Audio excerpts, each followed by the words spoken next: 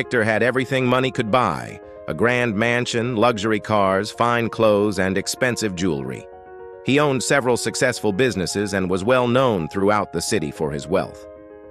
Yet despite all his riches, Victor was often unhappy. He constantly sought more wealth, convinced that the next big purchase or business deal would bring him the contentment he craved. Not far from Victor's mansion, in a modest neighborhood, lived a man named Samuel. Samuel was a humble craftsman who made simple wooden toys. He didn't have much in terms of material possessions. His house was small, his clothes were plain, and he owned no luxury items. However, Samuel was known for his cheerful demeanor and kind heart. He loved his work and took pride in bringing joy to children with his handcrafted toys. One day, while walking through the market, Victor overheard Samuel chatting with a friend. Samuel was laughing and talking about how much he enjoyed his work and how grateful he was for his simple life. Victor was puzzled. How could someone with so little be so happy?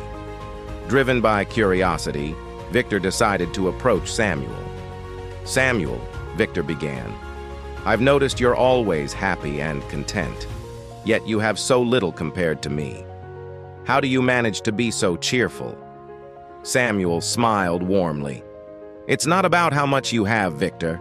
It's about appreciating what you do have and finding joy in the simple things. I may not have riches, but I have enough to meet my needs, and I take pleasure in my work and the people around me." Victor couldn't understand. He had so much, yet he constantly felt empty. "But don't you ever wish for more? A bigger house, finer clothes, or perhaps a more lucrative job?" Samuel thought for a moment. "Of course, there are times I think about what it would be like to have more. But I know that material things don't bring lasting happiness. True contentment comes from within. It's about being grateful for what you have and living a life filled with purpose and love." Victor left the market deep in thought. He realized that despite all his wealth, he lacked the inner peace that Samuel seemed to possess. Determined to find this elusive happiness, Victor decided to change his approach to life.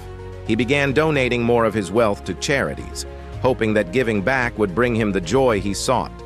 He also started spending more time with his family, whom he had neglected in his pursuit of wealth. Weeks passed, and while Victor felt a small sense of satisfaction from his charitable acts, he still felt something was missing. One day, he decided to visit Samuel again, hoping to learn more from the cheerful craftsman. "Samuel," Victor said, "I've tried giving away some of my wealth and spending more time with my family, but I still feel like something is missing. What else can I do?" Samuel invited Victor into his modest home. As they sat at a simple wooden table, Samuel shared a meal he had prepared. The food was plain, but made with care. As they ate, Samuel spoke. "Victor, contentment isn't something you can buy or earn. It's a mindset. It's about being present in the moment and finding joy in the little things. It's about understanding that happiness isn't a destination but a journey. It's appreciating a good meal, a sunny day, the laughter of children, and the love of family and friends." He continued, "You've spent so much time chasing after more that you've missed out on the simple joys of life. Try to slow down, appreciate what you have, and cultivate gratitude. Sometimes it's the small moments that bring the most joy." Victor listened intently, realizing the truth in Samuel's words. He had been so focused on acquiring more wealth and possessions that he had overlooked the simple pleasures of life.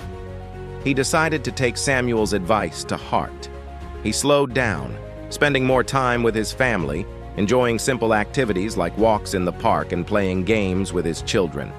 He also started volunteering at local community centers, helping those in need and finding fulfillment in the connections he made. Gradually, Victor began to feel a sense of peace and contentment he had never experienced before. He learned to appreciate the small moments, like the laughter of his children, the beauty of a sunset, and the joy of helping others. Over time, Victor and Samuel became good friends.